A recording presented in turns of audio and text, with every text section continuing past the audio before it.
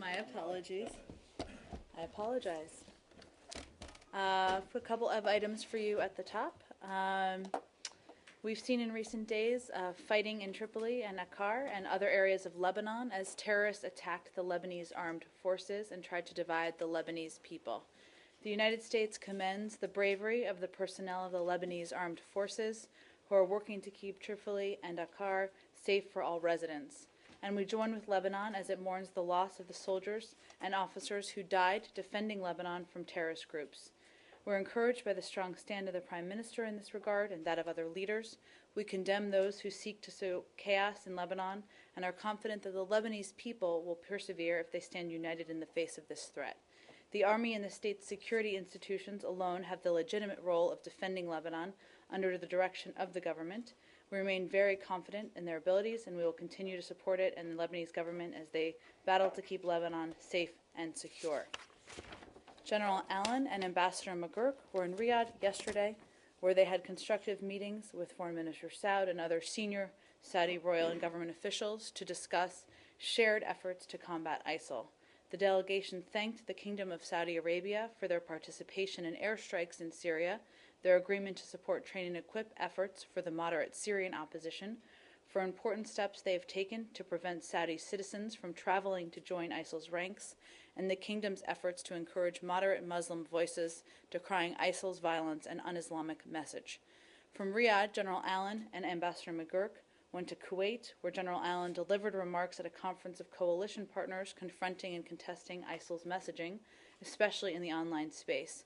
In his speech, General Allen called for coalition partners to coordinate their efforts to expose ISIL's true message, noting this, quote, line of effort is vital, perhaps central to defeating ISIL and ensuring that it can no longer threaten the region and the global community.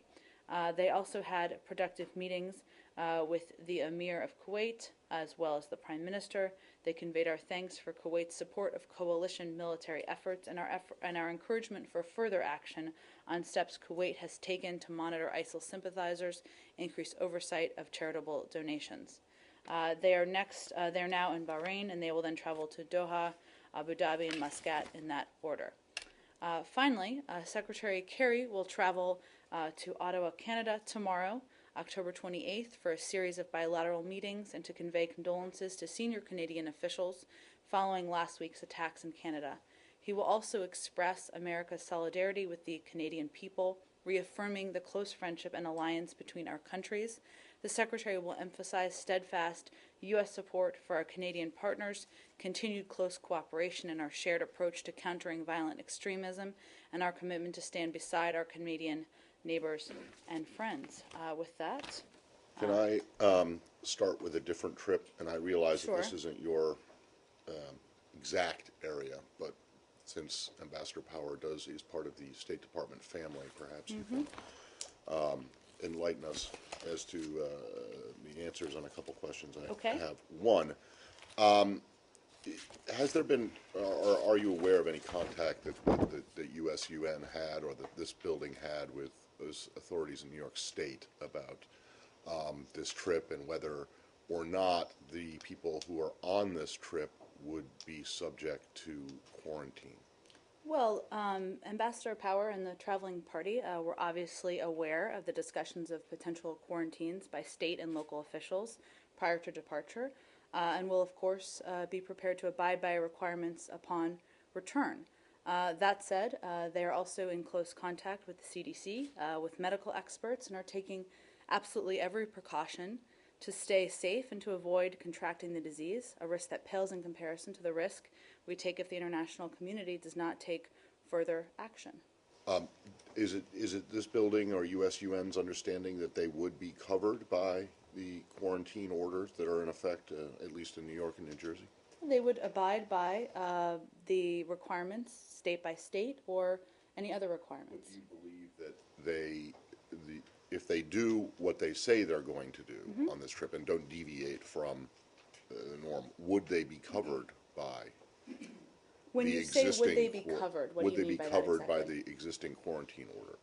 My understanding is that, at least in some cases, these quarantines only apply to healthcare workers who have had direct contact with Ebola patients in these countries. I don't know that that's the case with Ambassador Well, Power they or will her not have traveling party. contact with individuals infected with Ebola. She's not visiting any Ebola treatment units. They're observing all hand washing protocols and doing temperature screenings multiple times a day. So, point is, it's different state to state. Depending on where she is and where she lands, she'll abide by whatever the requirements are. Okay. She's not visiting any Ebola treatment center? Why is she there then? I mean, what's the point of if she's not going to, show support for these specific facilities or the people working in them, why is she? Well, while she's there, and I know they've put out information on this, she'll be receiving briefings on the ground. She'll be meeting with officials in the countries, and certainly she is a prominent U.S. official making a trip to not only raise awareness, but talk to experts on the ground as well. And then one last one on this. You have embassies that are open in all of these countries. Returning diplomats from these countries, is it the same standard that you just said that for Ambassador Power and her party, that they are prepared to comply with all laws or regulations? That applies to U.S. diplomats who are returning home for leave or whatever. Yes, is that correct? if it applies to them, sure. Are you aware that any of them have? I'm not aware of any specific application. One Sure. aspect of this, you talked about her having briefings and meeting officials and raising the profile. Do you really believe that the threat from Ebola needs a higher profile? Well, Arshad, first, I think she's gaining a better understanding of the international response and the dire needs on the ground. And obviously, that can be done meeting with experts. That can be done meeting with officials. And as you know, one of the cases she's already made on the ground is that there's more the international community needs to do. So it's not a question of whether the news media is covering it enough. I certainly think the media is around the world covering it quite a bit, but there are a number of countries that can do more, and she certainly can shed some light or bring some attention to why those needs are so dire. Are you now in a position where you're willing to identify the countries that aren't doing enough? Because you've been talking about how there are countries that need Sure. to do more for quite a while now. If they still aren't doing more, then why not identify them and maybe shame them The into doing more? Secretary has done that in the past. Obviously, you are aware of the amounts that countries have given. I think you can draw your own conclusions. Jen, can you tell us how many people are accompanying Ambassador Power? What's the size How of her many party? individuals in her Yeah. party? Yeah. I can check with their team, or you certainly can. I'm happy to, though, and let you know. So basically then they would all be subject to adhering to whatever kind of quarantine requirements that are Whatever applies to them, they would adhere to. meaning it applies to their home state, is that? Whatever states they travel through. On the servicemen and women that are back, I think from Liberia, are they being quarantined now? Are you aware of that? I think the Defense Department has spoken to this. I believe they're the appropriate entity to speak to it. I would say that I would expect you'll hear more from the CDC later today on new guidelines, which of course they're working closely with states to implement. I don't want to get ahead of their announcement, but I would certainly point you to that.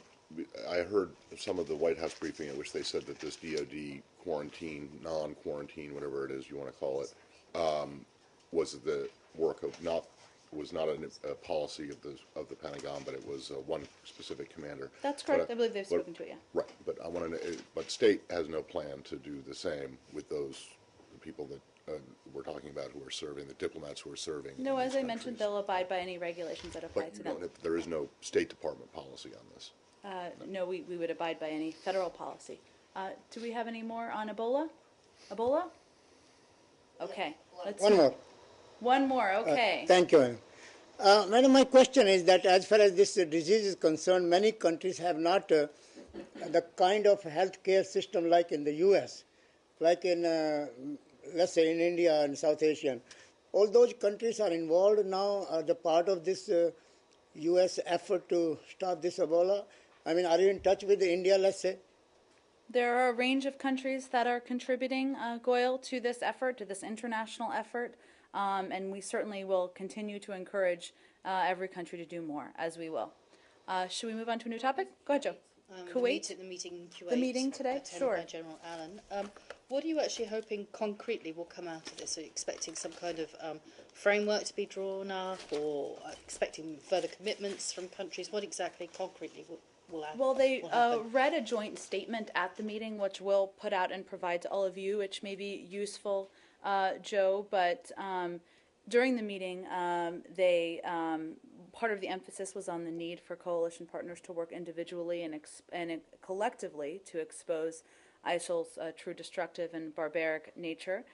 They discussed steps that their governments are taking individually and cooperatively to strengthen the resistance of communities to ISIL's extremist message. This involves, and they discussed intensifying our engagement to address significant events, enhancing exchanges, training, and other cooperative programs for government leaders and spokespersons, actively opposing the recruitment of foreign fighters, and encouraging important religious and social leaders, opinion makers, and the millions of young people who oppose violent extremism to raise their voices through traditional and social media. So this was an important coordinating mechanism from here, and I haven't had the chance to speak with Undersecretary Stengel about this, but believe from here there'll be more coordination, and there'll be calls and additional meetings and a discussion of how to implement this country by country, and certainly do more to get their voices out, I should say. Do you think there'll be more religious leaders, for instance, who now come out and sort of, voice support for moderate Islam and against the sort of extremism we've seen for ISIL? That certainly is our hope, and as you know, some have spoken out, but certainly part of their discussion was about how impactful certain individuals, including important religious leaders, can be in this space, so certainly that's our hope from here. Did Undersecretary Stengel express sentiments of welcoming Iran's participation in the anti-ISIS coalition? I don't believe that was part of the discussion, no. Tell us the days that you said that he'll be going on to Scott, Abu Dhabi. Can you tell us what days he'll be in each country? Apparently that seems to be a big I believe secret. he'll be back Thursday night, so I assume, Elise, and I'm happy to check this, that... If you could take that question, that would be really great. Sure. Because apparently it's a big secret. Well, Why? I think probably, as I mentioned in the opening, that they've already been in Kuwait, so they're going to Doha next. We'll check days for you. Thank you. Do we have any more on Kuwait or ISIL? ISIL, sure. Alan made some comments to Al-Sharq al-Awsat that were published on their English language website over the weekend. I don't know if he was speaking in English or in Arabic and then in English and translated back. But the gist of what he said is, in one aspect, when he was asked whether the forces that the United States hopes to train once it has vetted them and built the facilities to train them in, would ultimately go on to fight Syrian government forces, he replied, no. What we would like is to see for the FSA and the forces that we will ultimately generate, train, and equip to become the credible force that the Assad government ultimately has to acknowledge and recognize. There's something I don't understand here. I know the President's been quite clear that the purpose of training these forces is to go after the Islamic State. Mm-hmm. And I heard General Allen here, 2 weeks ago, be very clear, or 12 days ago, that he hopes they'll someday be part of a political solution. Mm-hmm. What I don't understand, though, is two things. One, those forces are to some degree already fighting Assad's forces, right?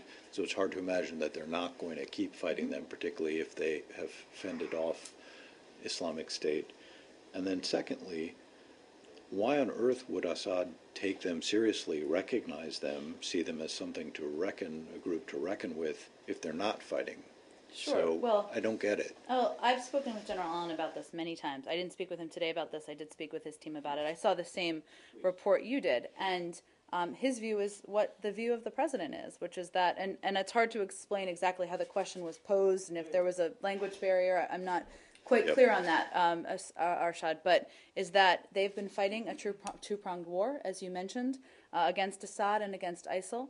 Even as we increase our support in the form of airstrikes against ISIL, which, as you acknowledge, is our focus, we fully expect the opposition will fight Assad as well, and that's part of the effort. What I have heard him describe, which he did in the interview as well, and I think is a clear way of describing how we see this transpiring, is that part of this is increasing the military credibility of the opposition so that they can get back to the negotiating table. And while we don't believe there's a military solution, we are not advocating for that to be how this is ended. We believe that getting back to the negotiating table will need to increase their military credibility. So, but, military credibility isn't just a matter of saying, ooh, I'm big and tough. Presumably Sure. it comes out of fighting. So, Right. in fact, unlike and I don't know if there are translation issues here, but in fact, you do expect the forces that you are helping to train and equip whenever you get that done to actually fight Assad's To forces continue to some fight. degree. Yes, yes. Great, And thank I'm you. not acknowledging, I don't know that there were translation issues. I'm I just don't know either, saying yeah. that I've discussed this with General Allen many times, and that's consistently been his view. Jen, a follow-up on this. To fight the regime forces, the opposition needs anti-aircraft missiles in this war. Are you ready to support them with this kind of weapons? Well, our position on that has not changed. We've expressed concerns about that particular type of weapons system in the past due to the proliferations risks that do not serve our interests. That's a position that's well known, including by the opposition. How can they be able to fight the regime without this kind of arms, do you think? Well, I think you asserted that was something they needed. We did not. So our view continues to be as it has been for some time. Jen, I want to just follow up. So the ISIL are actually using anti-aircraft missiles now as well. Well, where I think it was claims by ISIL that they possess man-pads and have used them to target Iraqi aircraft. We're assessing these claims. There's clearly significant potential threat to aviation operating in Iraqi and Syrian airspace due to ongoing fighting. And of particular concern is our advanced conventional weapons like man-pads, but we don't have confirmation of this at this time. Jen, I wanted to go back to something that you said about going back to the negotiating table. You're saying, so are you saying that any diplomatic effort is now completely on hold until there's some sort of a military outcome to this thing? Not exactly, Saeed. What I was getting at is, you would know if there was a negotiation going on right now between representatives of the regime and representatives of the opposition. Obviously, there's not. And in order for them to get back to the table, it's clear that they need to have a stronger political standing, and certainly stronger military standing will help them get there. So, knowing that ISIL creates an enemy in common to all these groups, wouldn't some sort of, reigniting the negotiating in Geneva or elsewhere would actually help accelerate to sort of defeat ISIS? Well, we're not going to have talks just to have talks, and certainly they need to be in a position where they have a strong negotiating position at the table, and that's where we're trying to get to. And you believe that they, after this fight is over, they will have a stronger negotiating position than Not they do after now? this fight is over, as much as our train and equip program moves forward, as they increase their military capabilities, that will help strengthen their political positioning as well. Is this on ISIL? Yeah. Okay. But on ISIL in Kobani. Okay. So we know it's been more than a week since President of Turkey said that he will allow Peshmerga forces to be deployed to Kobani, but that hasn't happened yet. It was supposed to happen last week, and then it was delayed to yesterday, and then today it didn't happen. Peshmerga sources tell us, they say it's because of technical reasons. I just want to know what's your understanding of the situation there. Well, we certainly, again, would welcome Turkish efforts to facilitate the crossing of Iraqi Kurdish Peshmerga into Kobani. We continue to work closely with Turkey and the Kurdish regional government authorities on a sustainable way forward to support forces in Kobani, and over the longer term, efforts to degrade and defeat ISIL. I would refer you otherwise to Turkish authorities on this, but it's an ongoing effort, and certainly we support the fact that they're open to and willing to facilitate it. I believe it should happen. Peshmerga forces should be deployed to Kobani. We support it, yes. One more question about the yesterday. I think it was yesterday. Peshmerga forces recaptured a key town on the border, and now people are talking about the collapse of the economy in Mosul. I think Guardian reported that as a result of another strategic town they captured on the Syrian border. So, what is your understanding of Mosul's economy, and also how strategic was Zumar, the town that was captured yesterday, from a U.S. perspective? I don't have an analysis of the economy there. I'm happy to check with our team and see. Obviously, given the not just tensions, that would be an understatement of it, but given the fighting and what's happened around there, it's not a surprise it's had an impact on the economy. But I don't have an analysis. I can check and see if we have one from here. We've seen reports that the Iraqi security forces made some advances south of Baghdad and in northern Iraq. These are positive developments, but as we've said, this is a long-term effort, and there are going to be good days and bad days, and victories and setbacks. So we don't want to overstate what it means if there's a town. Obviously, that would be a good step, but there's a long way to go, and we're certainly aware of that. The first step is having the security forces move from a defensive to an offensive posture. We've begun to see that over the last several days. But this will, of course, take some time. Sure. Sorry. Haider al-Abadi, he was in Jordan, and according to some Jordanian media outlets, he told his counterparts or his Jordanian officials that he's going to arm the tribes in Anbar province. Is that something you will support? That's pretty much similar to what the United States did in 2007 with the surge. Well, I'm not sure if this is what it's a reference to. As you know, we've been working with we've been supportive of his efforts to implement a National Guard program, and part of that is empowering the local tribes, certainly including in Anbar province, and this is an effort that they've been implementing. We would certainly welcome the visit by Prime Minister Abadi to Jordan to promote relations between the countries. He did meet with an Anbar tribal delegation residing in Amman and stressed the importance of Iraqi unity and discussed the government's desire for greater cooperation. The important piece here is that they're working under the umbrella of coordination with the Iraqi security forces and creating a longer-term line of defense. On ISIL? ISIL? Sure. You just stated a couple questions ago, I believe, that your fight against ISIL helps moderate opposition to fight against ISIL, but according to reports which over the weekend from Washington Post and New York Times, it's saying that the Assad regime actually was taking advantage of the campaign against the Islamic State to concentrate its forces against the moderate opposition, and we have not seen Syrian regime is taking fight against the ISIL recently, and we have seen the Assad regime taking advantage in Hama, Damascus suburbs, and Aleppo against the moderate opposition. So the argument is your fight against ISIL is kind of became de facto alliance with the Assad regime, even though you don't want to admit that. Well, we've answered this many times, but I'm happy to reiterate that before our engagement here and before our engagement with airstrikes and the military actions we've taken, now we've conducted more than 700 airstrikes in Iraq and Syria, including 4 airstrikes yesterday and today against ISIL and Kobani, which destroyed 5 ISIL vehicles and an ISIL-occupied building. Before that, the opposition, I should say, was fighting on their own against both the regime and against ISIL. Now we are working to degrade and defeat ISIL. We are helping to take on one of their enemies. And certainly, as I mentioned in response to Arshad's question, we know that obviously the materials that are being provided by a range of sources, the training that will be provided, they will also use that to fight against the Assad regime. So it's hard to see how they are worse off than they would have been had we not engaged in this effort.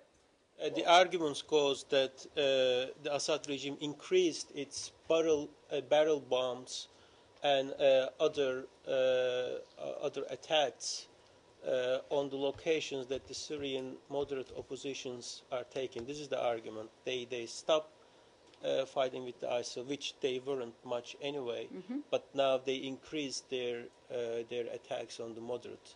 Well, we are, of course, concerned by any attempt by the regime to seek to exploit the coalition campaign. We watch closely, of course, what they are doing. But at the end of the day, we're taking on a threat that poses a threat to Western interests, that is one that we were concerned about. The United States, that also was a threat to the opposition, and we feel that taking on ISIL will strengthen the opposition. Also, the Institute of Study of War compiled 18 allegations of the chemical attacks. The first one is the August 19, which was the same day supposedly Syrian regime was handed over its chemical weapons. In the same Are day, you talking about new allegations? yes. So, From- according to this, again, Study of War, Institute of the Study of War group, between the August 19 and now, there have been 18 chemical weapon attacks on the Syrian opposition forces and the civilians, obviously, through barrel bombs. Would you concur with these allegations? I'm sorry, what I what? Your findings also concur with these allegations? Well, as you know, these are allegations that would be looked into, and I think we've spoken to this recently over the past couple of weeks by the OPCW, and we'd certainly support that. But let's be clear about the United States' response to the Assad regime's use of chemical weapons. In less than a year since the regime launched a deadly chemical weapons attack on the Damascus suburbs, the United States and the international community removed and destroyed the Syrian regime's declared stockpiles. Now, we never said that that meant that the job was done. The OPCW is working to complete 3 remaining tasks, resolving discrepancies in emissions related to Syria's chemical weapons declaration to the OPCW, destroying Syria's remaining chemical weapons production facilities, and addressing continued reports of the use of chlorine gas in opposition areas, as described by the OPCW fact-finding mission. That's an ongoing process. They would not be monitored if they were not a part of the Chemical Weapons Convention, which they joined as a part of this agreement, reached a little over a year ago. Very quickly, I know it's been over a month since the bombing started in Syria, and you informed the Syrians on that day. Do you inform them regularly every time you have an airstrike? I don't have any updates on contacts with the regime. Tell us something about the protocol or the protocol that you follow to inform the Syrians. I don't have any more updates for you. Do we have more on Syria, or should we move on? Syria? Syria? Okay. I have one on Syria. Go ahead. There are reports, Jennifer, saying that Islamic State opened an office or something like that in Ankara. Do you have anything to say? Tell Well, us the something? Islamic ISIL, or Daesh as it's called in the region, is Yeah, not. I know. The Is CO not. the CO call. It's not a state, so they would not be in a position to open an embassy. So I would be very doubtful that those reports would be true. I think we have to move on, Goyle, but we'll get to you around the next round.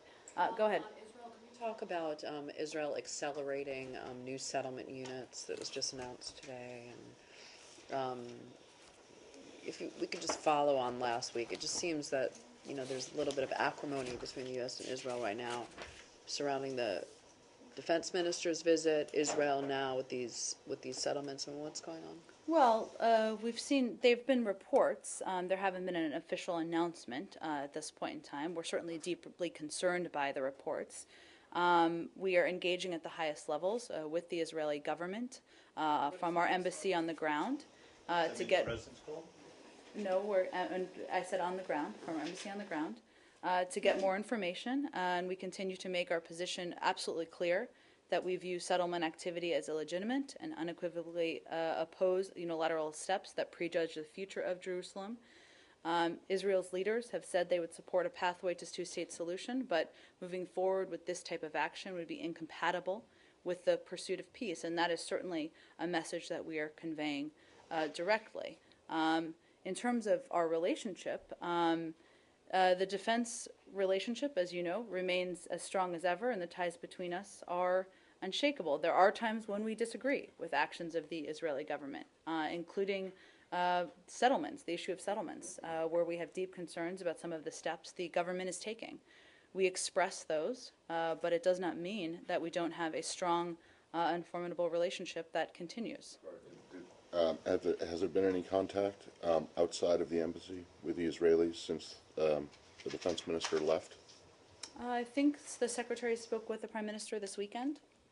Mm-hmm. About what? Yeah. I'll check and see if there's more to read out from the It was not about the visit of the defense minister. It wasn't? No. But, okay, so it had to do with your concerns about settlements, or it had to do with the two American I will check children and who see were? if there's more to read out for you. All right, so, in terms of you making your point clear on settlements, Mm-hmm. when you're speaking with the Israelis, have they been told that you're actually gonna do anything if they go ahead? Or I've- is it just that you're We've going to say expressed that our you're view upset? exactly as I just expressed it, Matt. So there is no consequence then, beyond you just This saying is that often your you think it's. question when we have a Well, I'm just discussion wondering of if this issue. time, it would be different. Well, I think, as we've Because what- said many times before, there obviously is, you've seen reactions from the international community. You've seen our strong reactions from here, and I'm going to leave it at that. Yeah, but those strong reactions don't actually change, it doesn't stop them from doing anything, though.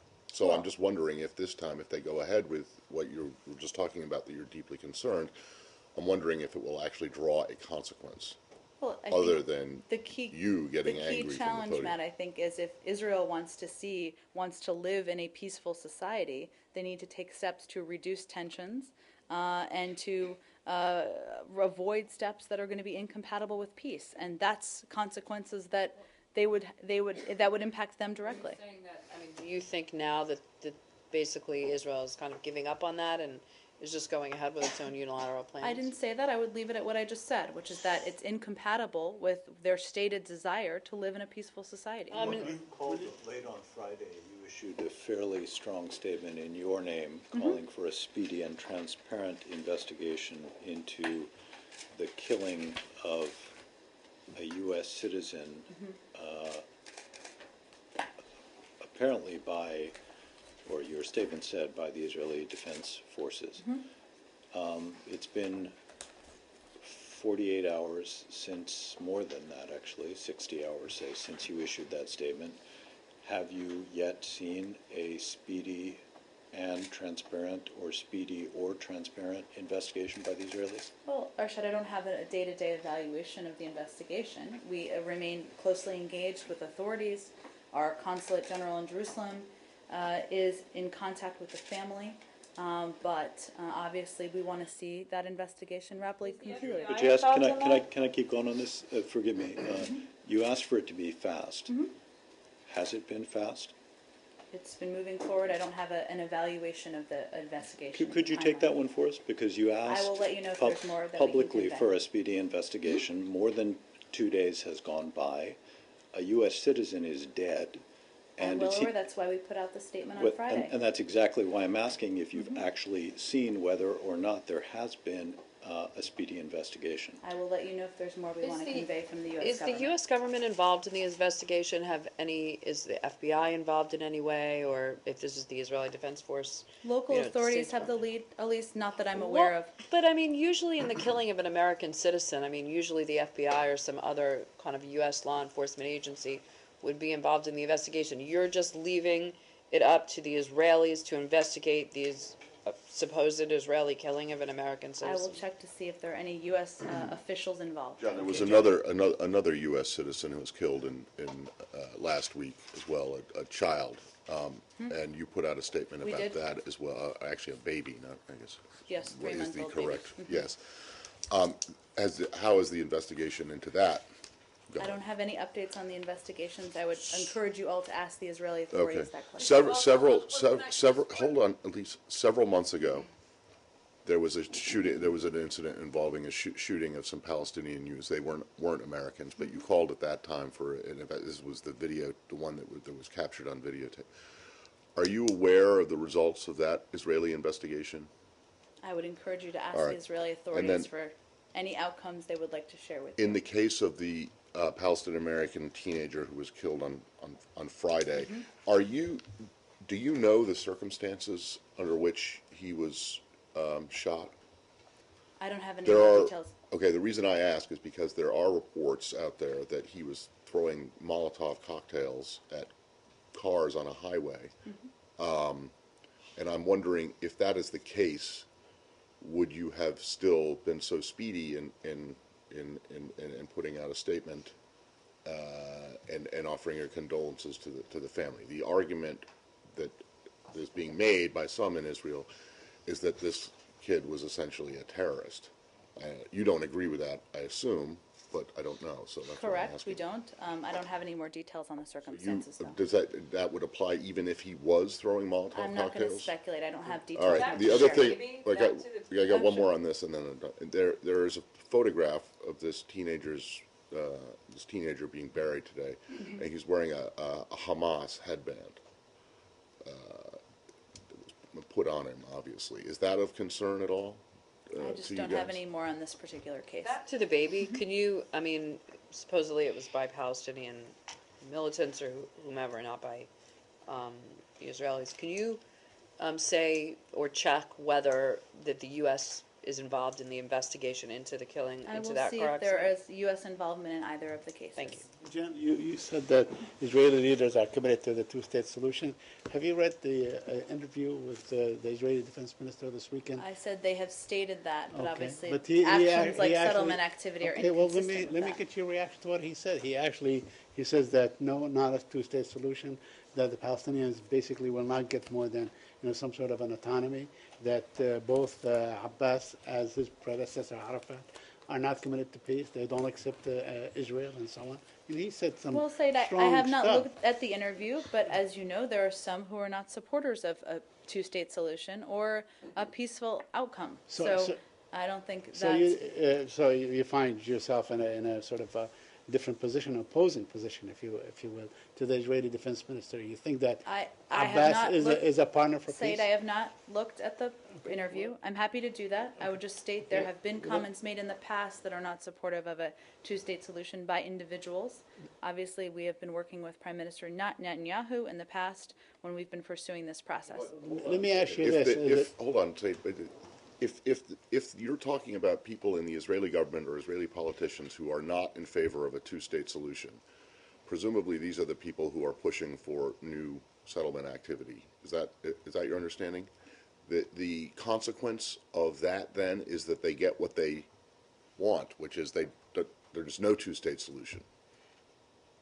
Well- I don't understand how you expect to change Israel's behavior as it relates to settlements if all you're prepared to do is to verbally criticize it and not impose any consequence on it, when the very people who are doing it, you're saying the consequences is they don't get a two-state solution. Well, that's exactly what the people who are pushing the Well, Matt, settlements as we've said in the want, past, not a obviously the two-state international community is watching closely what they do. I'm going to leave it at that. Do we have more on this topic? I got one more. Sure, go ahead. Go back to Matt's question about, were you aware when you put out the statement on Friday night that there were allegations that the Palestinian American teenager had been throwing, our story said a Molotov cocktail, and it had run before your statement came out. So did you know at the time when you put out the statement that there were allegations that he was engaged in violence? Well, there were media reports, Arshad. Yes.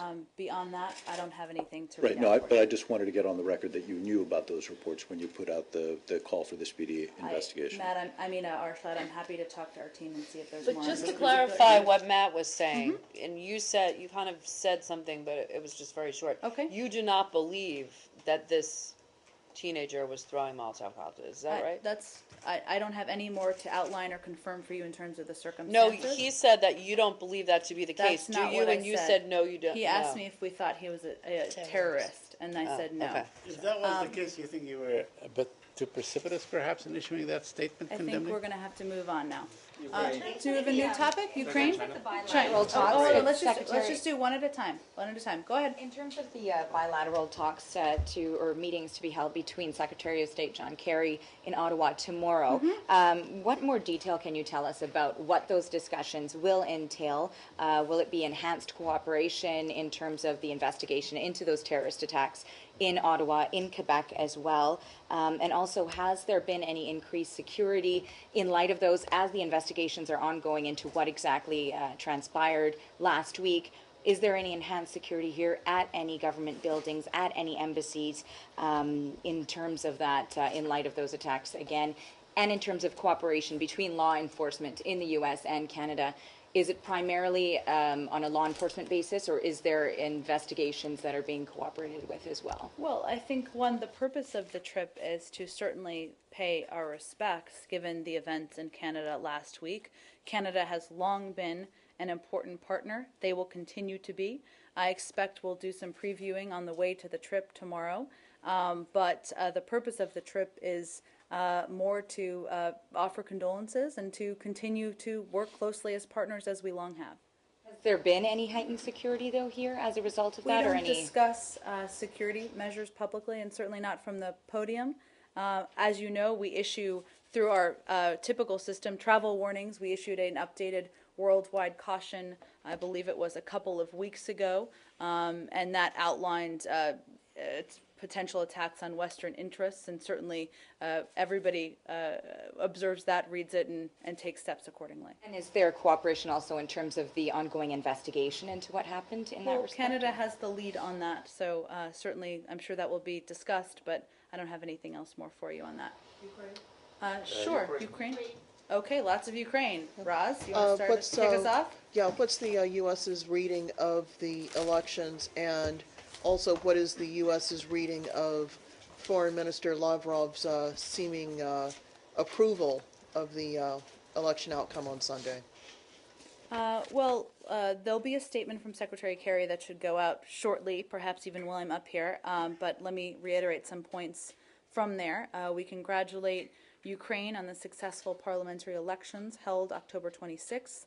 The people of Ukraine made a bold and clear choice for democracy, reform, and European integration, showing enthusiasm and support for parties with strong pro-reform agendas. The United States stands with Ukrainians as they forge a brighter future for their nation and succeeding generations, and we applaud their commitment to an inclusive and transparent political process that strengthens national unity, particularly in the face of numerous challenges, most notably the conflict in eastern Ukraine. So look for that statement. Certainly, so what was your second question? I'm sorry, Roz. Foreign Minister Lavrov basically said, and I'm paraphrasing, this is a government with which we can work. It seems to be a legitimately chosen government. Again, I'm paraphrasing. Well, I think, as you know, there are a number of steps that 12 specifically, that Russia and Russian-backed separatists need to abide by as it relates to the Minsk protocols. Certainly, this election is an important step. We saw, and as we looked at the results, and more importantly, as international organizations looked at the results, ODIHR's preliminary conclusions were that the elections marked an important step in Ukraine's aspirations to consolidate democratic elections. They also noted that the elections were characterized by the general absence of violence, by adherence to established procedures, and by lower levels of electoral violations than in previous years. So certainly we feel the vote was an affirmation of Ukraine's commitment to the democratic process and occurred despite the efforts of Russia-backed separatists to disenfranchise many voters in eastern Ukraine. But obviously there's more work that needs to be done in terms of the implementation of the Minsk protocols. Ukraine? Yes, Ukraine. Ukraine. Go ahead. In context of the parliamentary elections in Ukraine, do you have any assessment on the structure of new Ukrainian parliament, which most probably will consist of 7 parties? I can give you a little bit of our assessment. According to the Central Election Commission, with 65% of polling results tabulated, 3 pro-reform and pro-European parties received the most votes, clearly showing the Ukrainian people's determination to see Ukraine take its rightful place in Europe's whole free society. In terms of the compilation, how the parliament, I should say, will be composed, I believe that it requires 450, is that right, seats to move forward, or a certain percentage of that. I think I have something on this. And we believe that they'll be able to reach that point. But in terms of the breakdown of party by party, I know that will be put out by the Election Commission. That's just kind of a summary view, and maybe we can talk about it more tomorrow as election results come in.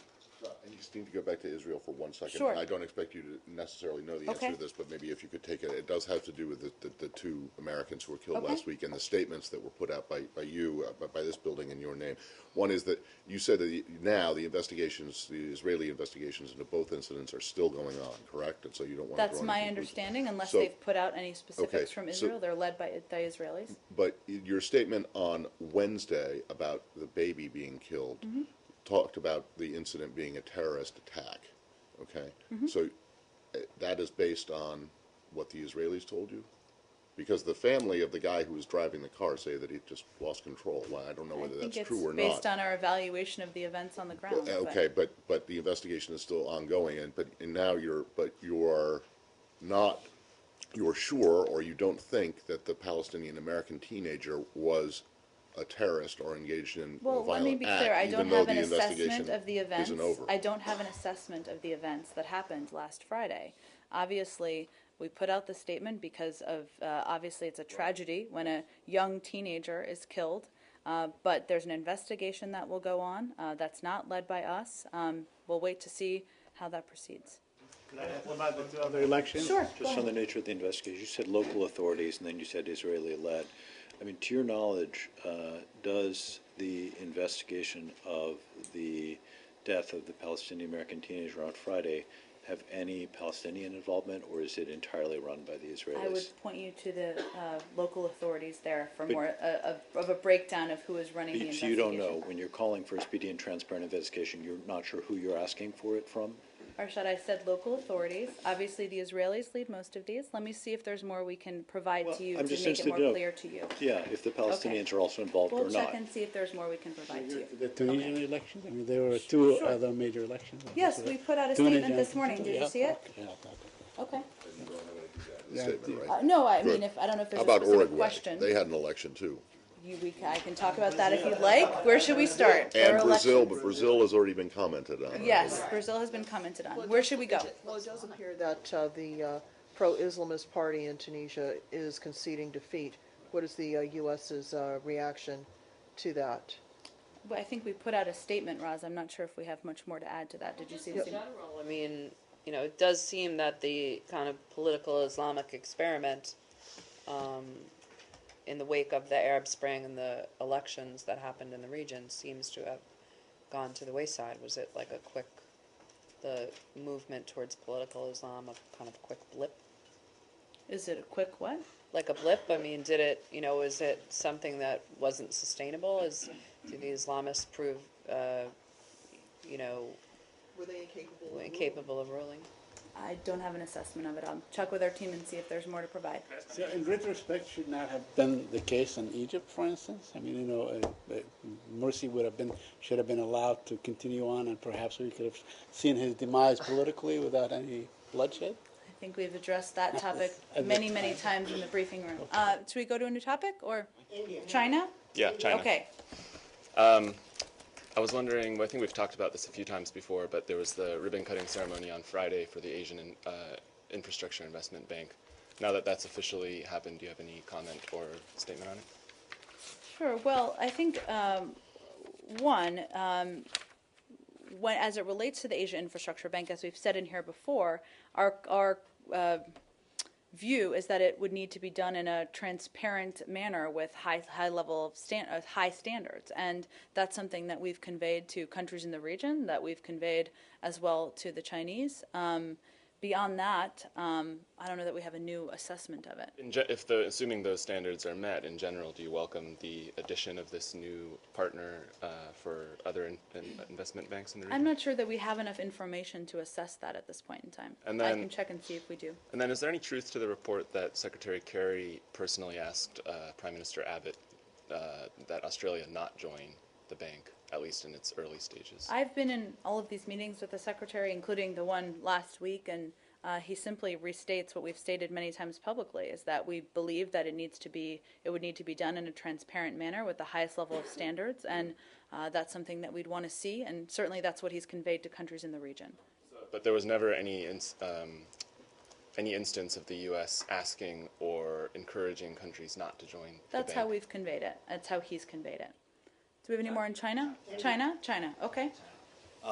China's Communist Party had a meeting last week for spinning up of the 18th Central Committee. As you know, the leaders promised legal reform, but it seems like it is clear that the Communist Party remain the ultimate authority in the country. So my question is, what is the assessment of the United States of this important meeting, particularly in terms of the rule of law or political reform? I really don't have an assessment. I can check and see, or we can connect you with our EAP team and see if there's anything they want to offer. I think Hong Kong. As you know, the Hong Kong protest leader decided to cancel the vote a couple of days ago, yesterday or the day before yesterday. They tried to ask what is the next step, but they canceled. What do you think? What is you have some comment? And according to the pro-China organization, 50,000 people were signed against occupation on the street. So, what is it? Well, I think our position continues to be that we believe that the government and protesters should address their differences through dialogue, and we understand the debate over universal suffrage and electoral reform in Hong Kong is one that is ongoing, and we believe the best way to address it is through peaceful dialogue. Any more on Asia before we move on? Okay. Turkey? Yes, Turkey is not exactly, Allen but we're and moving on to Turkey. Go ahead. Ambassador McGurk to Moving back visit to Turkey, I should say. anytime soon.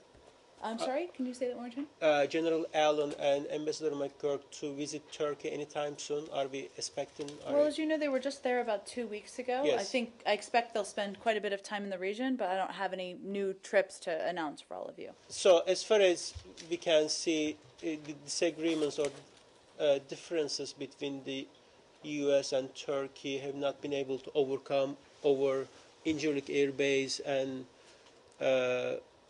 no-fly zone. It's still the impasse goes on. I wouldn't put it in those terms. I'm sure you'd not be surprised by that. I think we believe Turkey continues to be an important partner. They've increased their participation in the coalition efforts. They've indicated an openness with and helping facilitate the Peshmerga traveling through to Syria to help in Kobani. They have indicated an openness to doing more to support our military efforts there and to do more as it relates to taking on the ISIL message. So will continue to talk with them, and obviously this is going to be an ongoing effort, an ongoing discussion. The reason I'm asking Defense Minister Mr. Hagel a couple weeks ago was stating that Incirlik Air Base is a key and very important place for coalition forces to combat with ISIL. But the difference over it cannot be resolved. Is that the result? No, I think obviously we know it's an important base, so we're continuing to discuss with Turkey an increasing role, and I don't have anything more to preview for you at this point in time. Scott, can we do? Okay. Turkey sent 2 more troops, warships this time. Sent more ships to the exclusive economic zone of Cyprus, but this time they sent warships. Do you have any comment on this? I don't think I have anything new to offer in terms of our position on Cyprus. Fair enough. Okay. Thank you for asking, though. Scott. Indonesia.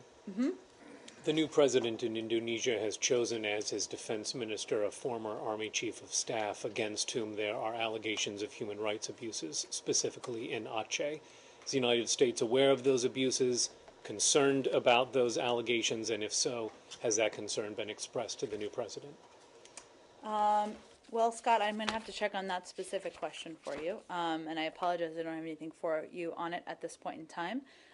We have seen, obviously, the announcement of the new cabinet. In general, we think that's a positive step because he was just inaugurated a week ago, as we all know. The secretary had a great, warm meeting with him when he was there, but let me check on this specific question and see if there's any concerns here. Former U.S. citizen? The president of Indonesia? Right. Not that I'm aware of, Saeed. Jen, you may have seen a report this morning out of Moscow by our former bullpen colleague Kirit on ABC News talking about harassment, Russian harassment of U.S. diplomats reaching levels not seen since the height of the Cold War. Wondering, do you have any specific concerns about that? And whether you do or not, are Russian diplomats in the United States harassed in the same way that you seem to be saying that they are in Moscow? Well, we have raised and will continue to raise at the highest level any incidents inconsistent with protections guaranteed by international law. Obviously, we wouldn't be doing that if we didn't have concerns. I certainly hope that we are treating, and I believe and I can confirm we are treating any Russian officials here with the utmost respect and consistent with international law, of course. And as you know, but it's worth repeating, the responsibility of the safety and well-being of our personnel and their dependents is one we take very seriously. But you are not, you can confirm then that Russian diplomats or other officials in the United States have not been subjected to I don't know if you're referring to any reports. I know, None that I have ever heard of. I just understood that during the history, during the Cold War, it was kind of frequent that both sides did this to each other, and it was kind of, it was seen as kind of part of the game, Sure. as it were. But you're asking about recently. I'm asking about recently contemporaneous with the harassment that you guys say you're being subjected to in Moscow. No, Matt, if there's a specific incident, not that one that I'm aware of. Yes. Language, you said at the highest level. Again, does that mean the president has raised this with Putin, or does that mean it's the highest level at the embassy or some other? The secretary has raised The this. secretary's raised it. Thank you. Can I go to Iran? Sure. We've just got just over 4 weeks now until the deadline for reaching a comprehensive treaty. Could you update us with any talks that are going on this week at different levels? Who's meeting whom? I assume there must be some work going on. You're not just going to be leaving it a week with nothing happening, considering this deadline's looming. Well, I think there was some confusion that we created, unfortunately, by a schedule, an inaccurate schedule that went out. So I would just note there was not. Undersecretary Sherman is here. I've seen her this morning. She's not traveling to anywhere tomorrow. Obviously, we remain in close touch. As you know, there's ongoing work on the experts level. I don't have anything to preview for you at this point in terms of political director meetings. But those expert level talks are taking place between the teams? Well, let me check involved? and see if, obviously, they remain in touch in a range of ways, not just in person, but I can see if there's anything upcoming as it relates to in-person meetings. On the negotiations and a potential deal, there are many members of Congress who are actively opposed to this, as is Israel, and senior officials, including Defense Minister Yalon, who have spoken about how bad they think such a deal would be. The Israeli ambassador to the United States gave a speech over the weekend in which he kind of ridiculed the idea of a deal and then the UN inspectors making sure that the deal was, that it was enforced. He said something like, I'm sure we'll all feel safe with a bunch of UN Inspector Clouseaus running around. I'm not sure if it's plural as Inspectors Clouseau or Inspector Clouseaus, but I'm wondering, do you have confidence in any UN or other inspection team that would take responsibility for making sure the Iranians live up to an agreement if one is reached? Well, certainly ensuring there's a monitoring mechanism that can make sure that any deal is implemented and overseen and monitored, of course, it would be an important component of any agreement, and we'd certainly need to be confident, and we would be confident.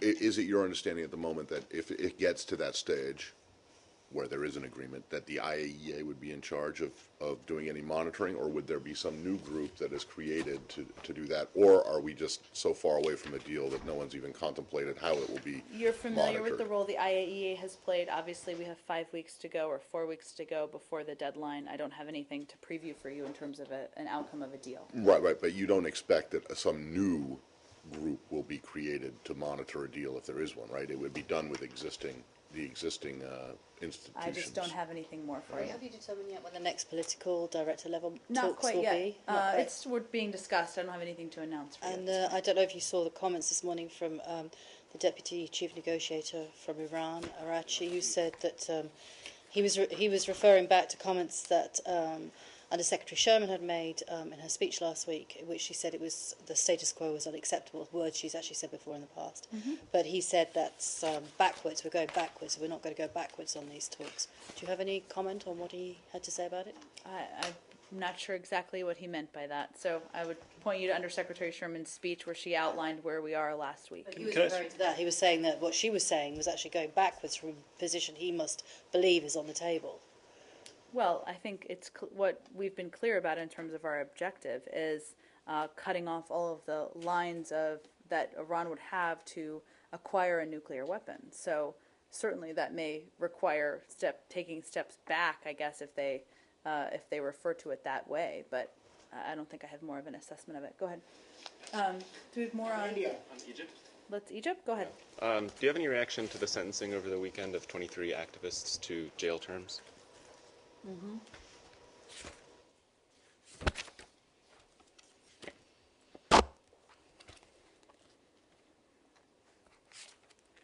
Sorry. We are deeply troubled by the harsh prison sentence issued yesterday against 23 Egyptians for organizing an unauthorized protest. The defendants were sentenced to 3 years in prison under Egypt's highly restrictive demonstration law. We understand that they will appeal. Our concern extends to the reports about Mr. Abdel Fattah, whose sentence, which was eventually vacated, we have previously commented on. We urge Egypt's leadership to quickly complete its review of the demonstration law and to release an amended version that will enable full freedom of expression and association. Related, or maybe you would say unrelated, have those helicopters arrived? I can get you. I know Saeed asked about this.